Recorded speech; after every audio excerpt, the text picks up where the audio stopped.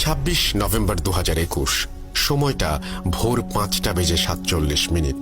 মৃদু কম্পনে কাঁচা ঘুমটা ভেঙে যায় আমার।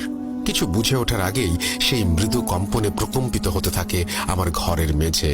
ফ্লোরিং করে ঘুমাই, তাই চোখটা খুলে উঠে বসতে আবারও সেই কম্পন অনুভূত হলে বুঝতে পারি ভূমিকম্প হচ্ছে। ব্যবসায়িক কাজ শেষে গতকাল বাড়ি ফিরতে রাত হয়েছিল, বিধায় ঘুমোতে একটু দেরি হয়ে গিয়েছিল। তাই কাঁচা ঘুম ভেঙে যাওয়ায় মাথায় আসছিল না ওই মুহূর্তে কি করা উচিত। কিছুক্ষণ চুপচাপ বসে থাকার পর দেখলাম ভূমিকম্প থেমে গিয়ে চারিদিক কেমন স্তব্ধ হয়ে গেছে। আমিও 7-5 না ভেবে আবার ঘুমিয়ে পড়ি। ব্যাপারটা শুনতে একটু অদ্ভুত মনে হলো, তাই না? ভৌতিক ঘটনা শোনাতে গিয়ে হঠাৎ ভূমিকম্পের কথা কেন বলছি? থাক, একটু অপেক্ষা করাই আপনাদের।